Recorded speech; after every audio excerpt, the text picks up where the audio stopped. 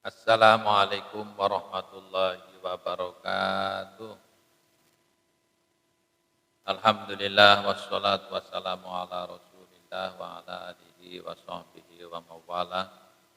La haula wa la quwwata illa billah amma ba'da.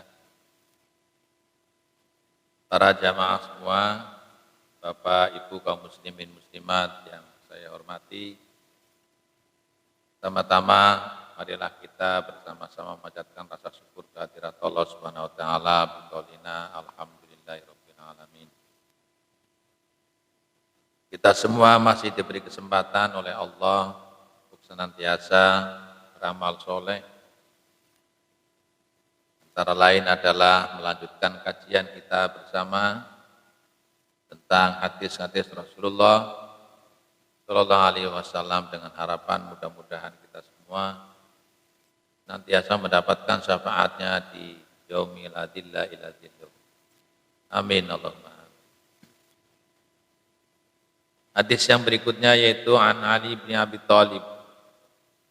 An Aliin sang sahabat Ali ibni Abi Thalib karamallahu wajhah. Kala andika sapa sahabat Ali kala dawuh sapa Rasulullah utusane Allah sallallahu alaihi wasallam yajlisu lungguh ala kulli babin ngatai saben-saben lawang minal masjid saking masjid yaumal jum'ati dalam dina Jumat sapa sabuna 70 apane malaikat yaktubuna hale nulisi sapa sabuna malaikat anase so biasmaihim kelawan pira-pira jenenge nas hatta yakuna ing ono sapa nas iku akhiroman akhire wong yuktabu kang den tulis sapa rajulun lanang jakang teka sapa rajul ina jalasa dalam nalikane wis tunggu sapa imam alal mimbari atas mimbar walam yudi mongkora larakaken sapa rajul ahadan ing wong suci bi majlisin dalam kono rajul walam yakulan orang ucap sapa rajulun illa khaira angin perkara bagus padalika mengkote mengkono rajulun iku adna ahli yaumil jum'ah luwih andap-andape ahline dina Jumat apane aldon bagian wadalika utai mengkono dundumane wadalika utai mengkono rajul iku aladi kang baru kang den ngapura sapa lawu aladi ma iku yu baru kang den ngapura lahu kadhe aladi apa mabarang ngamila kang amal sapa rajul nasayati saing pira-pira amal Allah loro. Wonten hadis, ada hadis dari sahabat Ali karramallahu wajhah. Rasulullah sallallahu alaihi wasallam pernah bersabda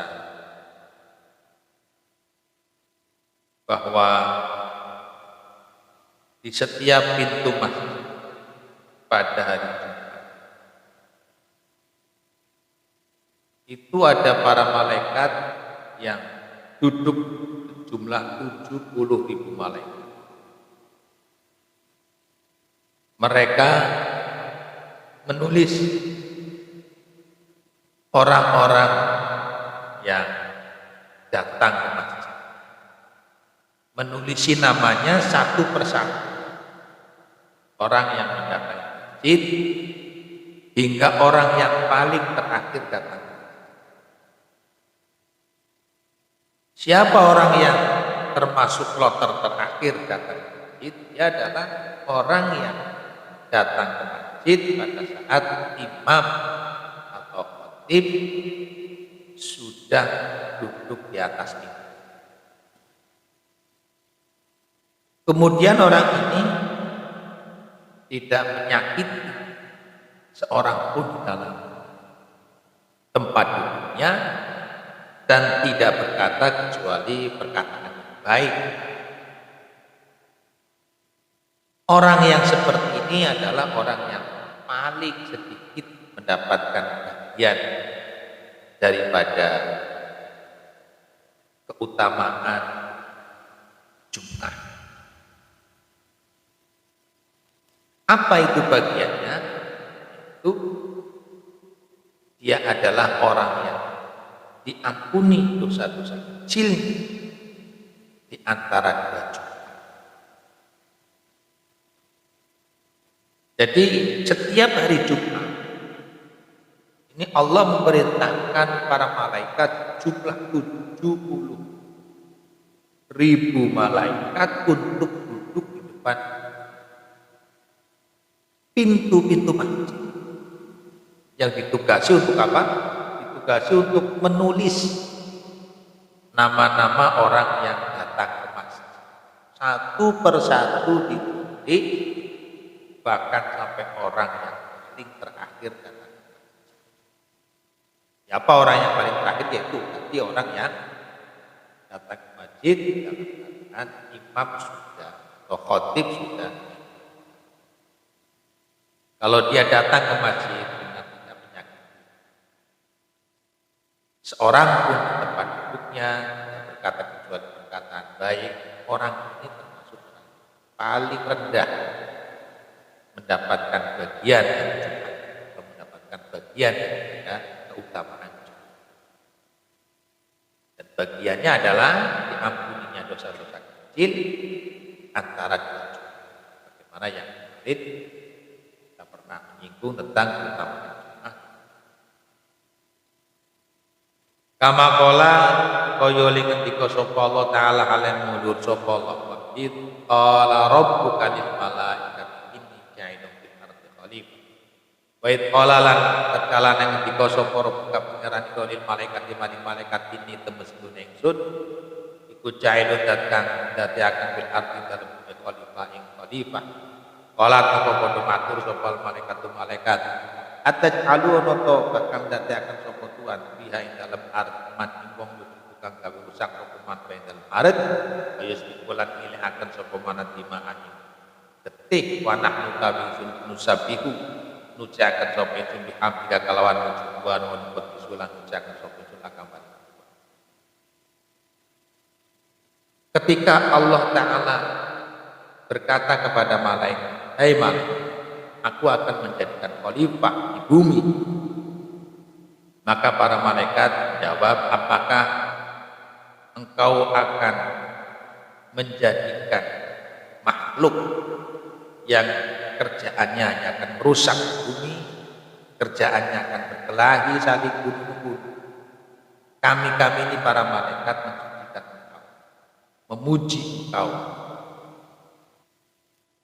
Jadi dapat kita pahami sekilas bahwa pada saat Allah akan menciptakan kita orang ini, para malaikat sudah menduga bahwa orang-orang ini kerjanya hanya akan merusak di bumi, hanya akan saling bunuh satu dengan yang lain. Malaikat merasa apa tidak lebih baik saya yang di bumi, seolah-olah karena saya adalah makhluk-makhluk yang mensucikan Engkau ya Allah. Seolah-olah malaikat ini mendaftar jadi khalifah di bumi karena malaikat belum begitu percaya dengan yang namanya manusia ini sebagai khalifah. Meskipun sebagian memang ada orang-orang yang kerjanya bikin kerusakan. Dan ketika malaikat menjawab seperti itu, walama mengko nuli mangelah sapa Gusti Allah alaihim ing atase para malaikat. Lalu Allah murka dengan malaikat. Wa qala lan ngendika sapa Allah inni temestune ingsun ku alamu luwih ngudeni maing barang la ta'lamuna kang ora ngawruh sapa sira. Allah berfirman, aku ini lebih tahu dibanding kamu dengan apa saja yang kamu tidak akan mengetahui.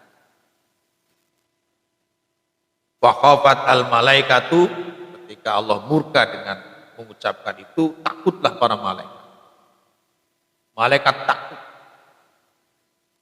Fataufu haulal arsy, fataufu mukon ditawaf sapa malaikat haulal arsy ing dalem sabi tengene aras sab amarati kelawan pitu pira-pira ambalan waya tajawazu mongko nuli ngapura sapa Allah ngandum saking para malaikat.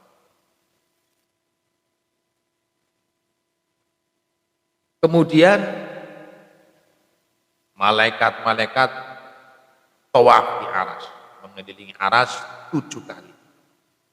Karena Allah murka, malaikat takut sekali.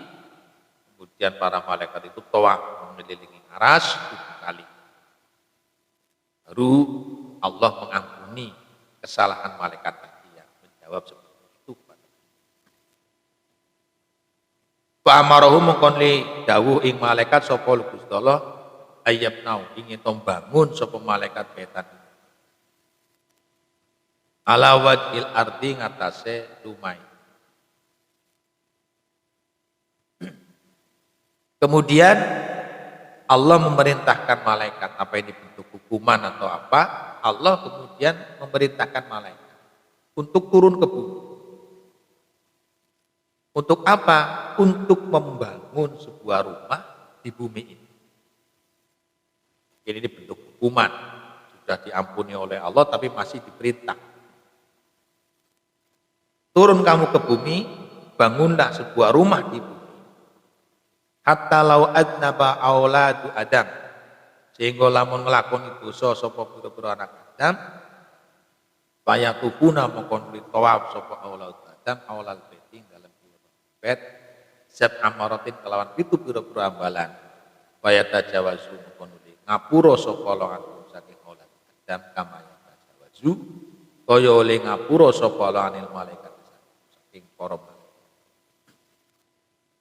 Disuruh turun untuk membangun bait di muka bumi. Tujuannya adalah agar seandainya anak cucu Adam ini melakukan kesalahan, lalu mereka bertawaf di bait itu 7 kali, maka Allah akan mengampuni dosa-dosanya sebagaimana Allah mengampuni kesalahan para malaikat pada waktu dulu. Summa nazalu fabanau alal ardi, kemudian para malaikat turun membangunlah rumah yang diperintahkan oleh Allah, yaitu yang disebut dengan Ka'bah. Rumah itu disebut dengan Ka'bah. Bangunlah oleh malaikat yang sampai sekarang masih kita saksikan wujud bangunan itu. Jika orang-orang berhaji, umroh, akan melakukan tawaf, mereka mendapatkan jaminan untuk diampuni dosanya sebagaimana Allah mengampuni kesalahan para hamba. Summa rafaha Allah Ta'ala waqta taufan ila sama'i rabbih.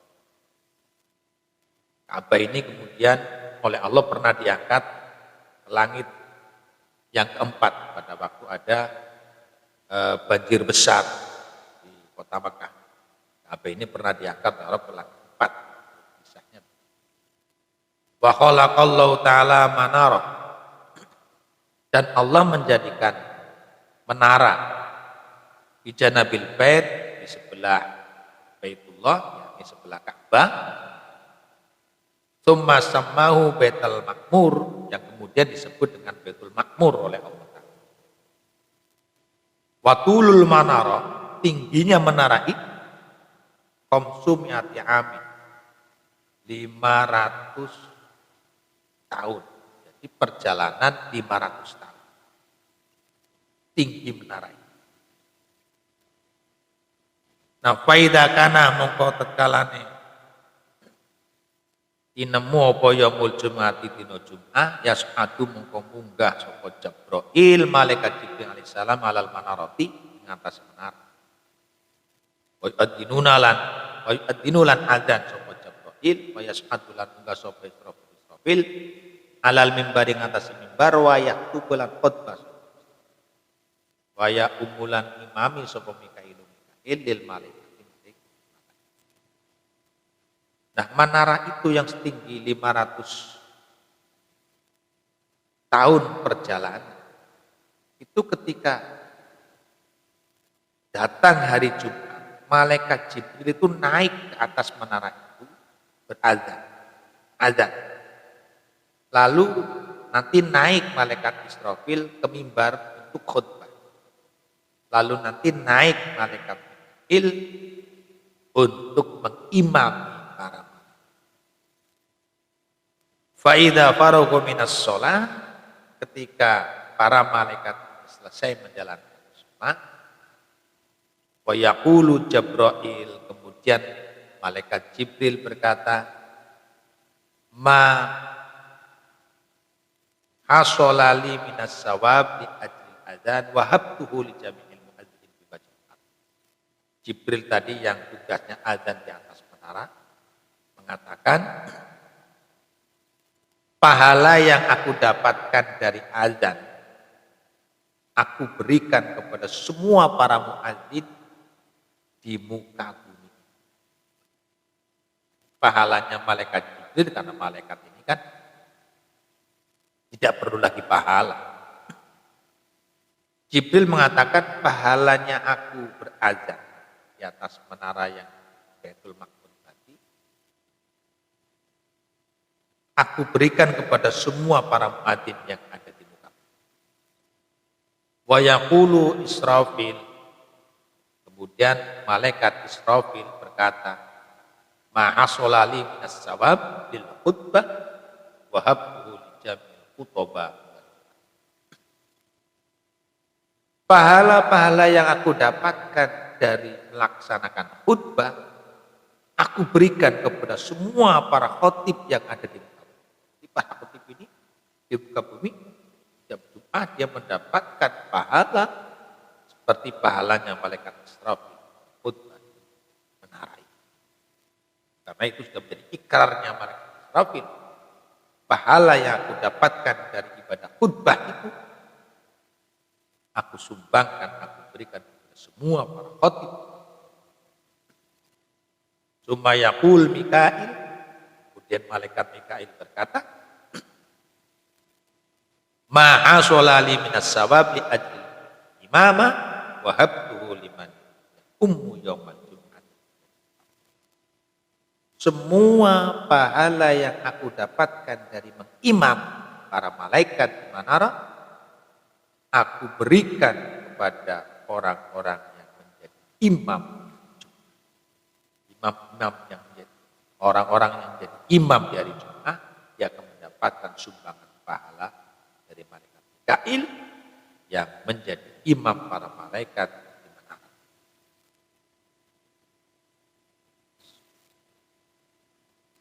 Summa yaqulu al malaikat, kemudian para malaikat yang berjamaah mengatakan, ma hasolalana minas sawabi minal jamaah wa abnahu li jami'i man sholla sholatal jum'ah. Malaikat-malaikat yang ikut berjamaah di menara itu tadi mengatakan, pahala-pahala yang aku dapatkan dari melakukan jamaah Jumat, aku berikan semua kepada semua orang yang menjalankan sholat Jumat bersama. Wa yaqulu lan ngendika sapa Gusti ya malaikati, atatakarramuna ala ibadi wa ana akramul akramin ya malaikati. Ushidukum inni qad ghafartu lahum. Kemudian Allah berkata, hei para malaikat, masihkah kamu merasa lebih mulia daripada hamba-hambaku? Aku adalah zat yang paling mulia. Wahai para malaikat, saksikan bahwa aku telah mengampuni mereka-mereka hamba. Maka menjadi kita ini paham kenapa orang yang melakukan sholat Jumat dengan tertib, dengan rutin, baik, dia mendapatkan jaminan diampuni dosa-dosa kecil di antara dua Jumat. Karena memang ada hikayah yang seperti ini. Sampai para malaikat pun menyumbangkan pahalanya kepada orang-orang yang melaksanakan sholat Jumat. Maka satu hal yang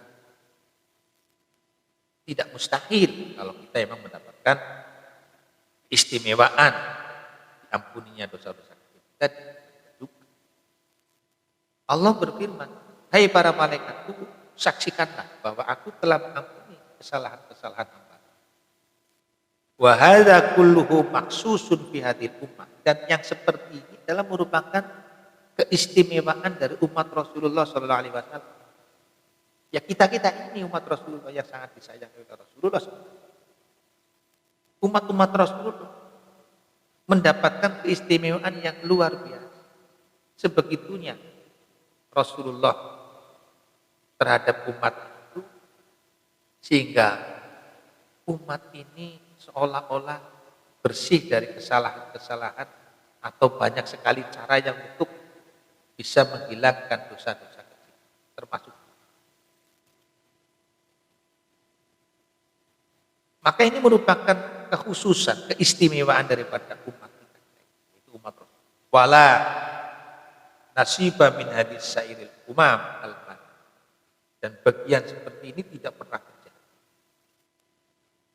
untuk umat-umat terdahulu. Jadi umat-umat terdahulu tidak ada keistimewaan menghapus dosa yang seperti ini mudahnya.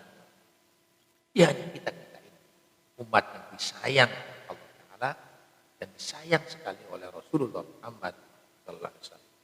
Bersyukurlah kita umatnya Nabi Muhammad sallallahu alaihi wasallam, nabi akhir zaman, kekasih Allah Subhanahu wa taala. Sehingga kita kesyafaatan, keberkahan karena nabi kita adalah sebagai nabi kekasih Allah, maka kita pun menjadi umat yang dikasih oleh Allah Subhanahu wa taala dengan bukti semudahnya kita menghilangkan dosa-dosa kita dengan cara melakukan sholat Jumat baik, tertib, rutin. Demikian kajian hadis pada kajian hadis yang ke-8 barangkali. Kurang lebihnya mohon maaf. Wallahu a'lam. Assalamualaikum warahmatullahi wabarakatuh.